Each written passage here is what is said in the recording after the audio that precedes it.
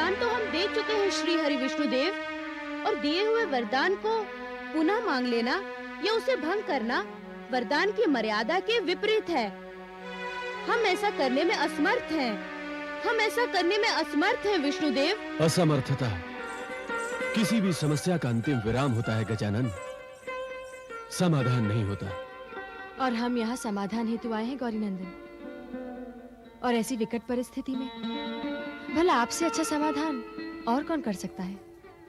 हे गजानन, ये विषय बार-बार मेरे मस्तिष्क में प्रश्न बनकर उठ रहा है कि आपने उस दुराचारी और नृशंसकारी त्रिपुरासुर को वरदान क्यों दिया?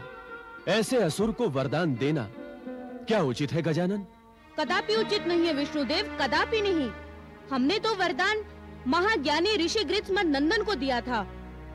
यदि वरदान प्राप्त करने के पश्चात वो ऋषि कुमार से असुर त्रिपुरासुर बन गया है, तो इसमें हमारे वरदान का अंश मात्र भी दोष नहीं है। विषय दोष मंडित करने का नहीं है गजानन। विषय ये है कि अब इस समस्या का समाधान कैसे हो।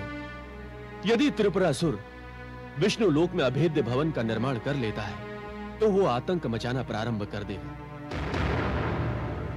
और यदि हम प्रति उत्तर में उस पर प्रहार करेंगे तो वो उस प्रहार से बचने के लिए अपने अभेद्य भवन में छिप जाएगा।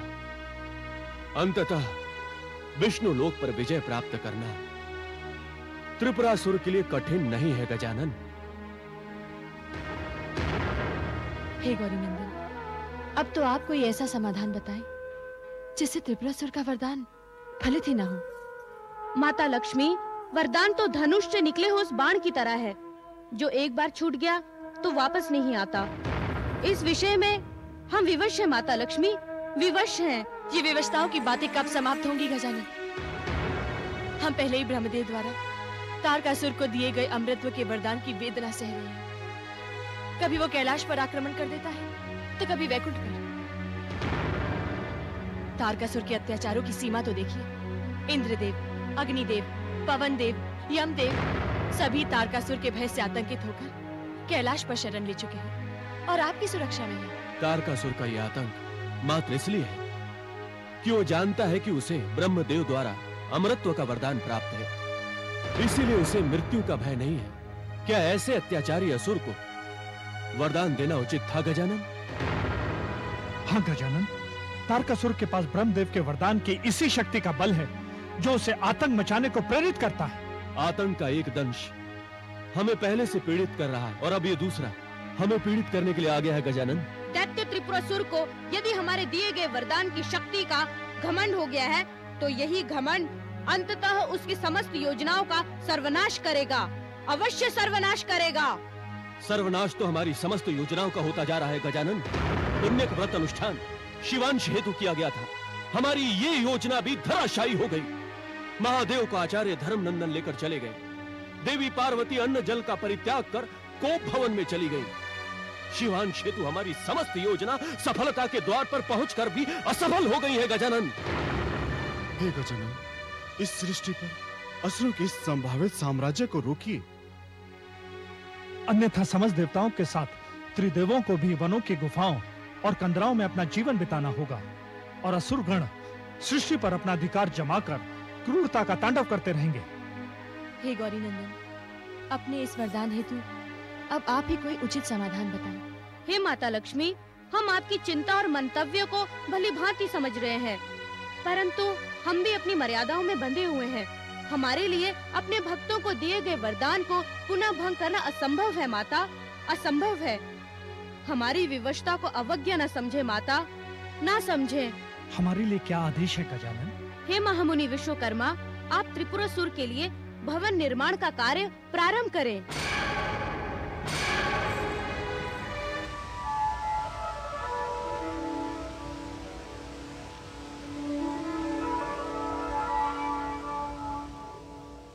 प्रणाम देवी गंगे।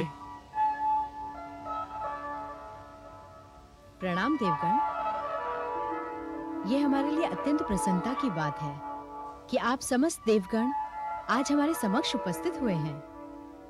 बताइए देवेंद्र, हम आपकी क्या सेवा कर सकते हैं? नहीं देवी, हमें आपकी सेवा की नहीं अपितु हमारी समस्या के निवारण की आवश्यकता है। समस्या?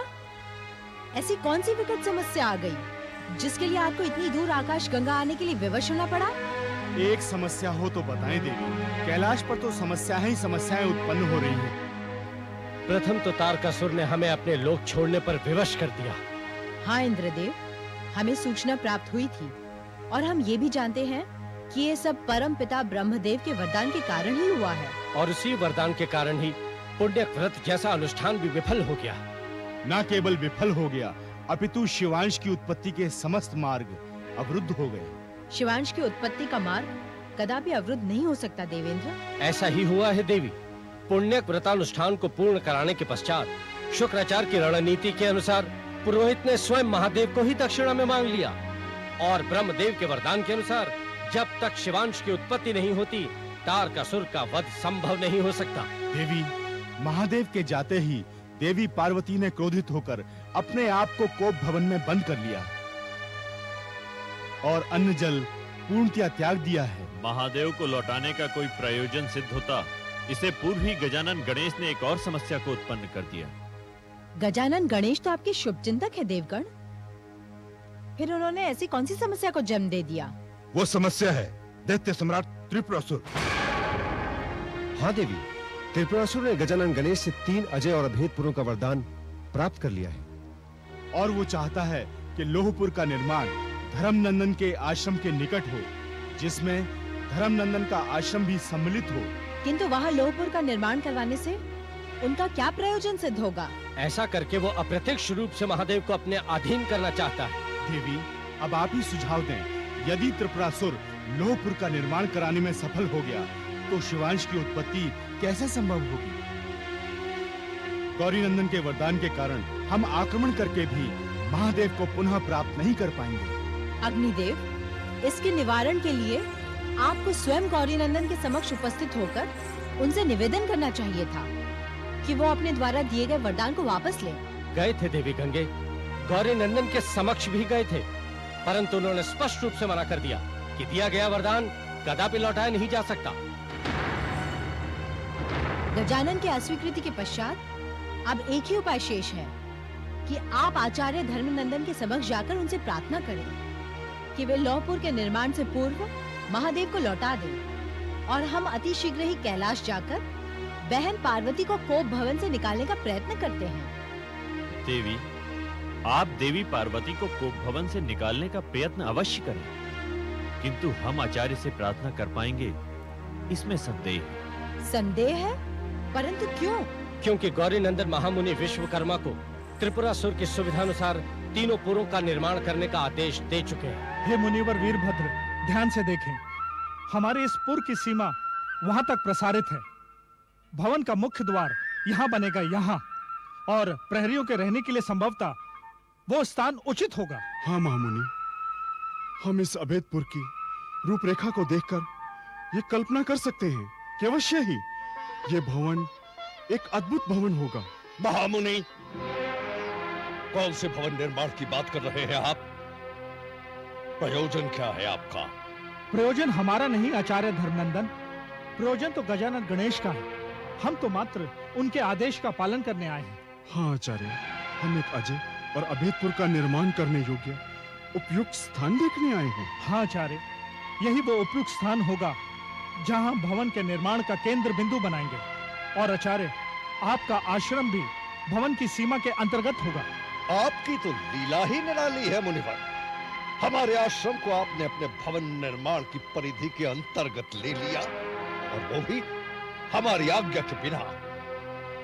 नहीं मुनिवर, नहीं। आप अपने पुर का निर्माण कहीं और स्थानांतरित कर लें। हम यहाँ आपको पुर निर्माण करने की अनुमति नहीं देंगे।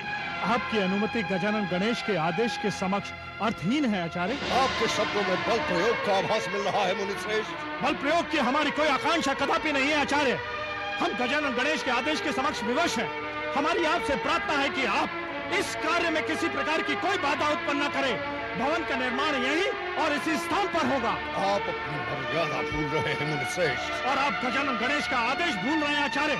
यदि भक्ति से कार्य सिद्ध नहीं हुआ तो हम बल का प्रयोग करने पर विवश हो जाएंगे आचार्य। कदाचित आप भूल रहे हैं मुनिवर कि स्वयं देवाधिदेव महादेव हमारे आश्रम में साधनारत है।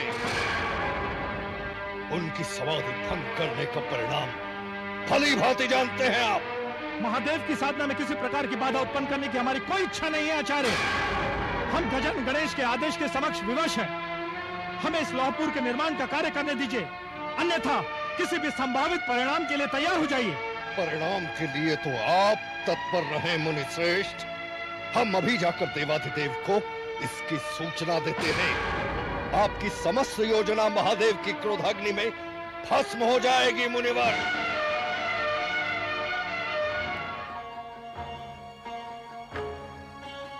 प्रणाम देवाधिदेव। हे आचार्य, ऐसा क्या अनर्थ हो गया कि आपके मुखमंडल पर क्रोध की ललिमा दिखाई दे रही है? अकस्मात क्रोध का कारण क्या है? क्रोध का कारण तो गजानन गणेश ने उत्पन्न किया है महादेव। उन्हीं के आदेश से हमारे आश्रम के चारों ओर लौहपुर के निर्माण की योजना बन रही है। लौहपुर के निर्माण की योजना हमारे आश्रम के चारों ओर? हाँ कैलाशपति, और ये आदेश किसी अन्य ने नहीं, स्वयं आपके पुत्र गजानन गणेश ने दिया है। ये गजानन गणेश का आदेश है, परंतु ऐसा आदेश उन्होंने क्यों दिया? केवल इसलिए प्रभु कि वो आपको प्राप्त करना चाहते हैं। परंतु तो इसी बात का है कि जब वो बल से प्राप्त नहीं कर सके तो छल से प्राप्त करना चाहते हैं। पुत्र गणेश और छल? नहीं आचार्य, नहीं, ये सत्य नहीं है। पुत्र गणेश के प्रति ऐसी वार्ता आपको शोभा नहीं देती। पुत्र गणेश तो सात्विकता की प्रति मूर्ति है, और यही तो उनके स्वभाव की विशेषता है।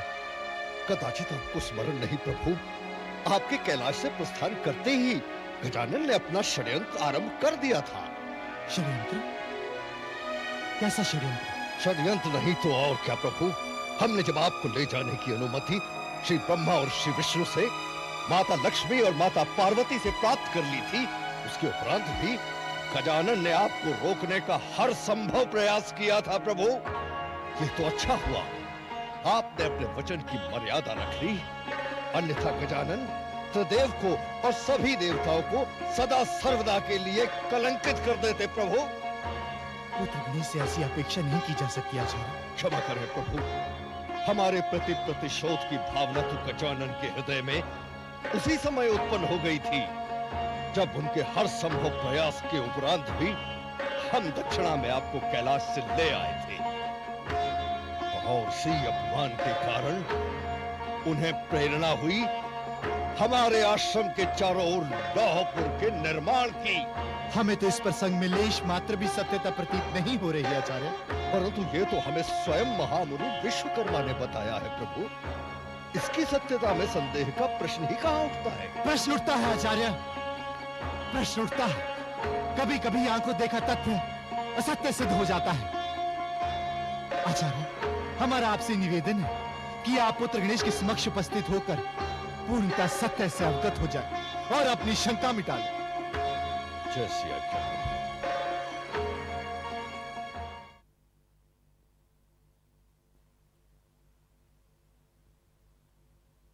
प्रणाम गौरी नंदन।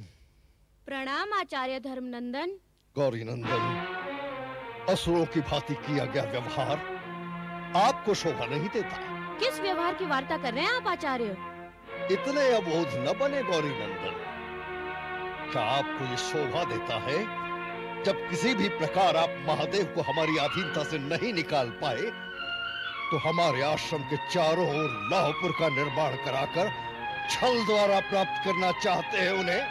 आचार्य, आप स्वयं चलकर हमारे सम्मुख आए हैं और हमने आपको अतिथि की भांति सम्मान दिया है, किंतु हमारे शांत प्रिय होने का अनुचित लाभ ना उठाएं। अनुचित लाभ तो आप उठा रहे हैं गौरी नंदन अपनी शक्तियों का। छल द्वारा हमसे महादेव को प्राप्त करने का प्रयास करके। आचार्य धर्मनंदन, ये दूसरा समय है जब आप अपनी मर्यादा भूल रहे हैं। छल हम देवों का नहीं बल्कि असुरों का कुकर्म है। यदि हमें छल ही करना होता या अपनी शक्ति का ही प्रयोग करना होता तब आप किसी भी भांति यहाँ से महादेव को नहीं ले जा सकते थे। क्यों नहीं ले जा सकते थे गौरी नंदन? हमने यज्ञ संपूर्ण कराया। महादेव को दक्षिणा में ले जाना हमारा अधिकार था। नहीं आचार्य, ये कदापि उचित नहीं था। किसी भी अनुष्ठान का पूर्ण होना तब माना जाता है जब उसका फल यजमान को प्राप्त हो जाए। आप सत्य कहते हैं गौरी नंदन, परंतु चारों यज्ञ पुरुषों ने स्वयं प्रकट होकर गौरी माता को तेजस्वी और पराक्रमी पुत्र होने का वरदान दे दिया था। मात्र वरदान ही तो दिया था। क्या आपने कभी विचार किया है कि महादेव को साथ ले जाने के पश्चात माता श्री की शिवांश की इच्छा, जो संपूर्ण सृष्टि के कल्याण के लिए थी, कभी पूर्ण हो पाएगी? वरदान के पूर्ण होने का दायित्व यज्ञ पुरुषों का होता है, पुरोहित का नहीं गजानन। सृष्टि के कल्याण का उत्तरदायित्व हर उस प्राणी का होता है जो इस सृष्टि पर जीवन यापन करता है। परंतु इसका ये अर्थ तो नहीं गजानन कि हमारे आश्रम के चारों ओर लौहपुर का निर्माण करके आप हमारे आश्रम पर अधिकार कर लें। आचार्य, हमारे कैलाश के होते हुए हमें आपके आश्रम की कोई आवश्यकता नहीं है और लौहपुर का निर्माण हम नहीं, त्रिपुरासुर कराना चाहता है। परंतु त्रिपुरासुर हमारे ही आश्रम के आसपास लौहपुर का निर्माण क्यों करना चाहता है गजानन? त्रिपुरासुर ने हमसे अपने सहस्त्र वर्षों की तपस्या के पश्चात 3 अभेद और अजय पुरों का वरदान प्राप्त किया है, जिसमें वो निर्विघ्न तपस्या करना चाहता था। किंतु अब ऐसा प्रतीत होता है कि उसकी इच्छाएं बदल गई हैं और वो महादेव को भी अपने अधीन करना चाहता है। देवाधिदेव पर हमारा अधिकार है। इस अधिकार की भाषा का ज्ञान केवल ऋषियों और देवताओं तक ही सीमित है आचार्य। दैत्य और असुर उसकी परिधि से परे हैं, ये आप भली भांति जान लें। त्रिपुरासुर यदि लौहपुर का निर्माण कराने में सफल रहा और देवाधिदेव महादेव भी उसमें उपस्थित हुए, तो हम सब के लिए एक गंभीर समस्या उत्पन्न हो जाएगी आचार्य। हमारे दिए गए वरदान के कारण कोई भी प्राणी उस पुर में प्रवेश नहीं कर पाएगा। परंतु देवाधिदेव महादेव ये कैसे सहन करेंगे? वो कदापि त्रिपुरासुर की अधीनता स्वीकार नहीं करेंगे। आप तो महादेव की समाधि से भली प्रकार परिचित हैं। जब वो समाधि में लीन हो जाते हैं, तो उनके आसपास क्या घटित हो रहा है, वे इससे पूर्णतः अनभिज्ञ रहते हैं और तब त्रिपुरासुर संपूर्ण सृष्टि को अपने अधीन कर लेगा, जिसका उत्तरदायित्व आप पर होगा। परंतु हमने जब कुछ किया ही नहीं, तो उत्तरदायित्व हमारा कैसे हो सकता है गजानन? क्योंकि आचार्य, आपके द्वारा देवाधिदेव महादेव को दक्षिणा में ले जाने के पश्चात ये सारी समस्याएं उत्पन्न हुई है। हमारा आपसे निवेदन है कि अभी भी समय है, महादेव को लौटाकर सृष्टि का विनाश होने से बचा लीजिए। आपने तो हमें धर्म संकट में डाल दिया गजानन। महामुनि विश्वकर्मा वास्तव में ही पारंगत है शिल्प कला में, और वास्तुशिल्प में उनका ज्ञान निसंदेह उनके देवताओं में श्रेष्ठ होने का संकेत देता है। कितना उचित स्थान ढूंढ निकाला है उन्होंने हमारे लौहपुर के द्वार के लिए। सावधान त्रिपुरासुर, हमारे आश्रम में प्रवेश का दुस्साहस मत करना। आश्रम में प्रवेश? या आप क्या कह रहे हैं आचार्य? हम ये आपके आश्रम में प्रवेश करने के विचार से नहीं आए हैं।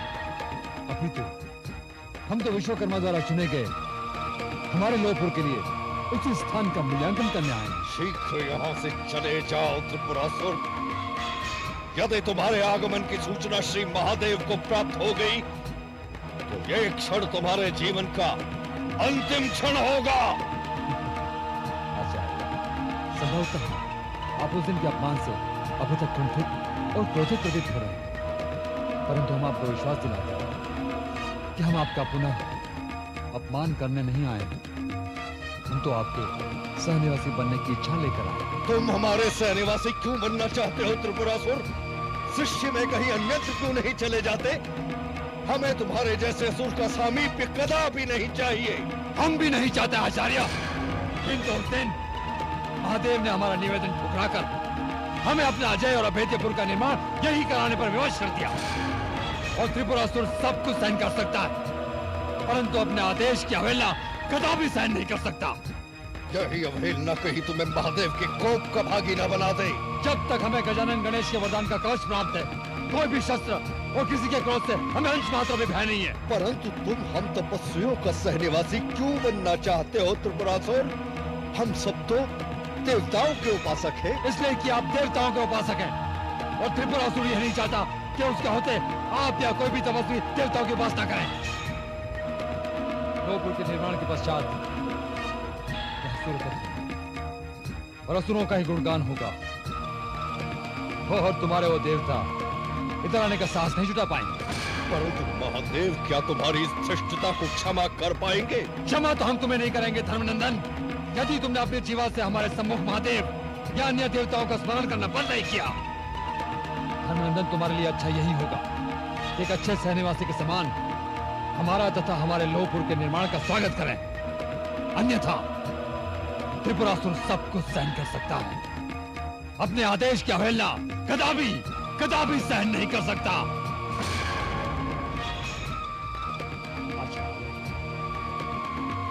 हमें विश्वास है कि आप हमारा मंतव्य समझ गए हो।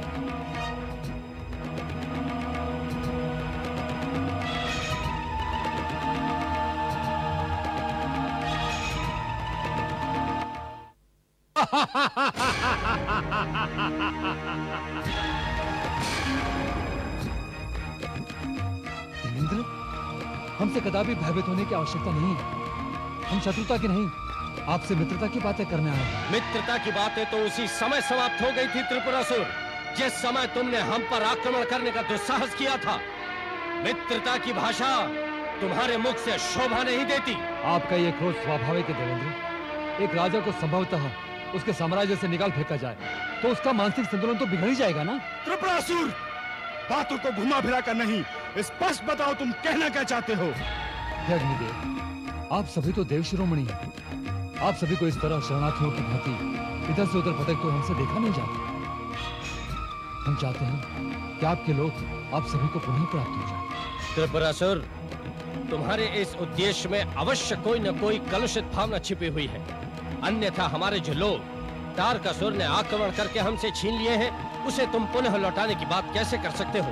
अवश्य तुम्हारे मस्तिष्क में कोई न कोई अनिष्ट रणनीति घूम रही है। रणनीति नहीं देवेंद्र, सहानुभूति है।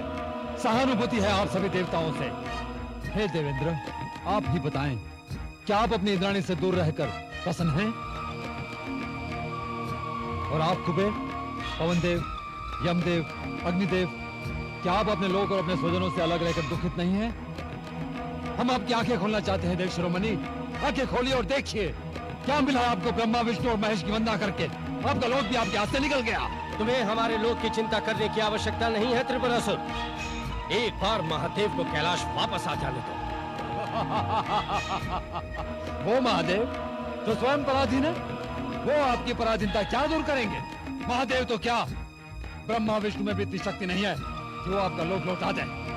आपका लोक लौटाने की शक्ति मात्र त्रिपुरासुर में है।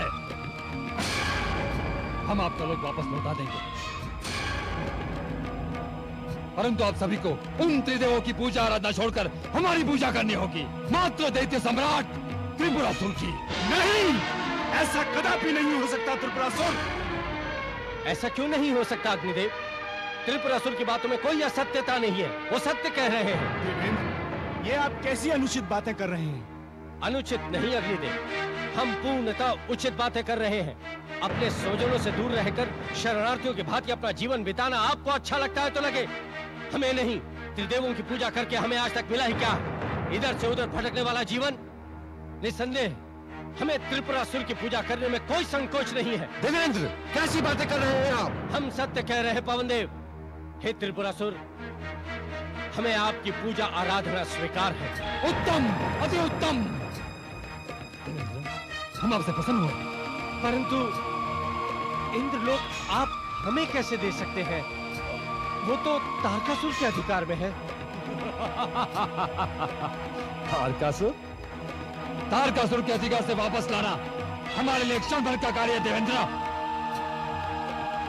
इसमें इतना साहस है कि दैत्य सम्राट त्रिपुरासुर की मंशा की अवहेलना करे। अब समझिए, आप सभी को अपना लोक प्राप्त हो गया।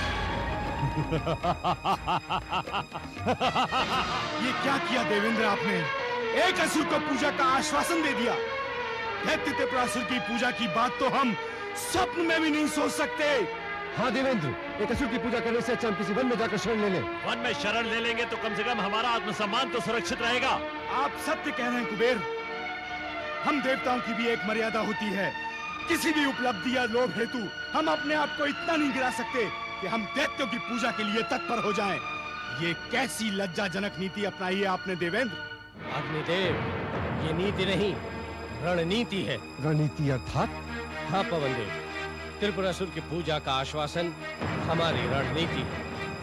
गजानन गणेश ने त्रिपुरासुर को जिन 3 पुरों का वरदान दिया है, उनमें से एक पुर लोपुर भी है, और लोपुर के निर्माण का आदेश विश्वकर्मा को प्राप्त हो चुका है। विश्वकर्मा के आदेश और आपकी रणनीति का क्या संबंध है देवेंद्र?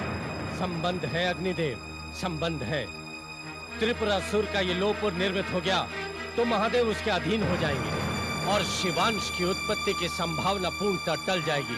तब तारकासुर का वध असंभव हो जाएगा। और त्रिपुरासुर की मृत्यु भी तो महादेव के यहाँ तो होनी है। इसीलिए देवाधिदेव को कैलाश पर लाना अति आवश्यक है। किंतु त्रिपुरासुर की पूजा का आश्वासन के पीछे आपकी क्या मंशा है? मंशा स्पष्ट है अग्निदेव। त्रिपुरासुर को उसकी पूजा का आश्वासन देकर हम उसका ध्यान इंद्रलोक की ओर आकर्षित करेंगे, ताकि लोपुर के निर्माण में विलंब हो सके। इसी बीच हम महादेव को आचार्य धर्मनंदन के आश्रम से निकालने का कोई न कोई उपाय ढूंढ ही लेंगे। हे देवेंद्र, आपकी ये रणनीति अवश्य प्रशंसनीय है। हमें शीघ्र ही कोई न कोई प्रयोजन ढूंढना होगा। इसके लिए हम आचार्य धर्मनंदन के पास चलकर उनसे प्रार्थना करेंगे।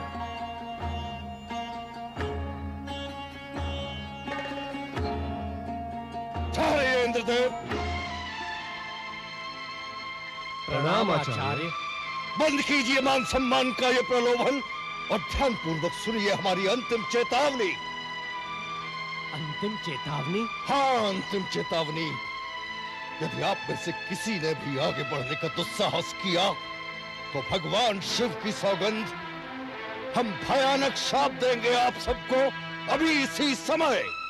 क्षमा कर दीजिए आचार्य, हम आगे नहीं आएंगे।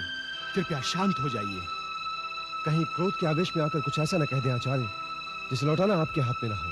कृपया शांत हो जाएं। नहीं नहीं नहीं, हमें नहीं होना है शांत। और यदि शीघ्र आप सब ने प्रस्थान नहीं किया तो हमें अपने परम प्रतापी पूर्वज महर्षि भृगु का आह्वान करना होगा। उसके पश्चात आपकी क्या गति होगी भली भांति जानते हैं आप। परंतु हमारा दोष क्या है आचार्य? हमारे किस भूल के परिणाम स्वरूप हमें इस प्रकार के दंड का भागी मान रहे हैं? दंड तो हम भोग रहे हैं देवेंद्र, हम प्रतिपल प्रतिक्षण। और भूल भी हमसे ही हुई थी महादेव को दक्षिणा में मांगकर, क्योंकि पुण्य का अनुष्ठान पूर्ण करने का वचन हमने ही दिया था। ऐसी अशोभनीय बातें आप जैसे श्रेष्ठ भृगुवंशी को शोभा नहीं देती आचार्य धर्मनंदन। शोभा तो आपको भी नहीं देती देवेंद्र, शोभा गजानन गणेश को भी नहीं देती। परंतु चिंता किसे है शोभनीय वचन की, निंदनीय कर्म की। आप सब तो पूज्य हैं, आप तो देवगण हैं। आचार्य, आप भी देवतुल्य हैं, अपितु आप हम देवताओं से भी श्रेष्ठ हैं। यदि आपका आह्वान न हो, आपकी आराधना, आपका ध्यान न हो, तो हम देवताओं का मूल्य ही क्या है? मूल्य तो हमारा समाप्त कर दिया आप सब देवताओं ने मिलकर। हम पूछते हैं हमारा दोष क्या था? क्या यही कि हमने पुण्य का अनुष्ठान विधिवत संपन्न कराया? यही कि हमने इच्छा अनुसार दक्षिणा ले ली चाहिए? इसका ऐसा कठोर दंड दिया आप सब ने मिलकर हमें कि हमारा तो अस्तित्व ही मानो समाप्त हो गया। हमारे आश्रम की परिधि में लाहपुर का निर्माण हो रहा है। किसी ने हमारी अनुमति की आवश्यकता नहीं समझी। हमारी इच्छा अनिच्छा का तो प्रश्न ही नहीं उत्पन्न होता। क्यों? किस लिए?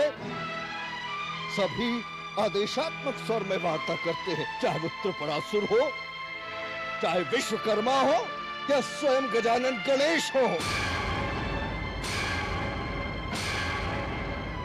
अनुनय विनय तो जैसे पुरोहितों की ही मर्यादा रह गई है।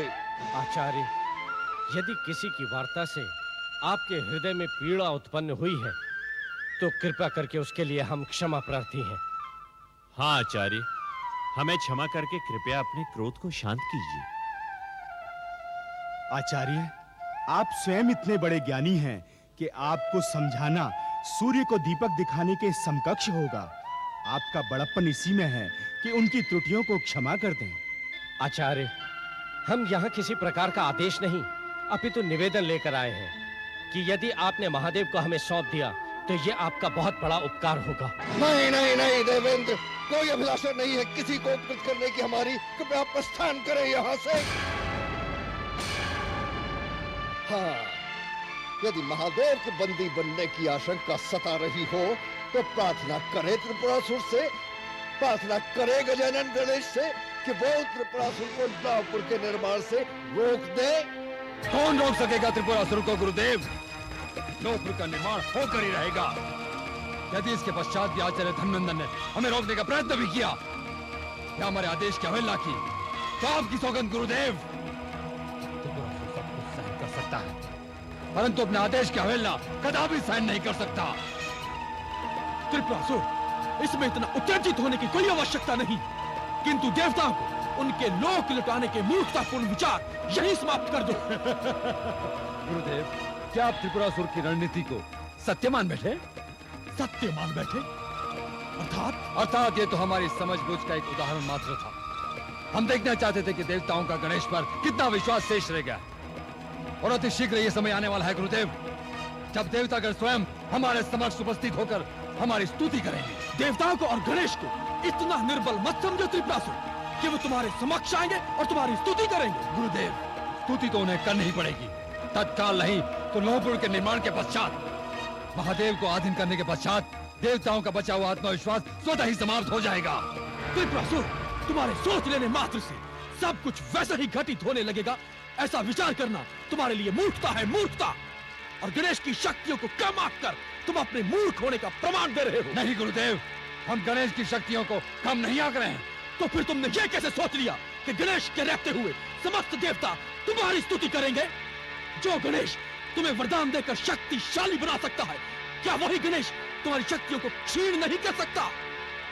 उचित यही होगा त्रिपुरासुर कि सर्वप्रथम धनवंदन के आश्रम को अपनी परिधि में लेते हुए लोहपुर का निर्माण कराओ और उसके पश्चात विष्णुलोक और ब्रह्मलोक पर भी स्वर्णपुर और रजतपुर का निर्माण करा के उन्हें दीर्घ काल तक अपने अधीन कर लेंगे। नहीं त्रिपुरासुर, नहीं, ऐसी भूल कदापि मत करना। परंतु गुरुदेव, आप हमें तीनोंपुर का निर्माण कराने से क्यों रोक रहे हैं?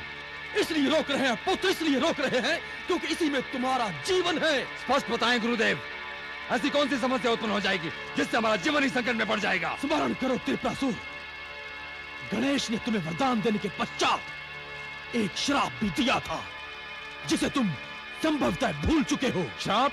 और गजानन गणेश ने? हाँ त्रिपुरासुर, हाँ। गणेश ने कहा था कि तुम्हारे तीनों पुरों को महादेव का एक ही बाण एक साथ विध्वंस कर देगा। हाँ कहा था, किंतु उससे हमारे जीवन की समाप्ति का क्या संबंध? संबंध है त्रिपुरासुर, संबंध है। गणेश ने स्पष्ट रूप से कह दिया था कि यदि महादेव ने क्रोध में आकर अपना धनुष बाण उठा लिया तो उनके एक ही बाण से तुम्हारे तीनों पुर न केवल ध्वस्त हो जाएंगे बल्कि तुम्हारे जीवन का अंतिम क्षण भी निकट आ जाएगा।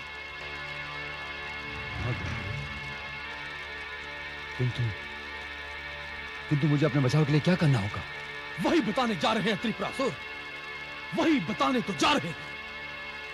त्रिपुरासुर, ध्यान रहे, तीनों पुरों का निर्माण नहीं होना चाहिए। जब तीनों पुरों का निर्माण ही नहीं होगा तो महादेव उन्हें ध्वस्त कहां से करेंगे? जब तीनों पुर ध्वस्त ही नहीं होंगे तो तुम्हारे जीवन का अंतिम क्षण निकट कहां से आएगा त्रिपुरासुर? और तब तुम संपूर्ण सृष्टि पर आजीवन राज करोगे, राज।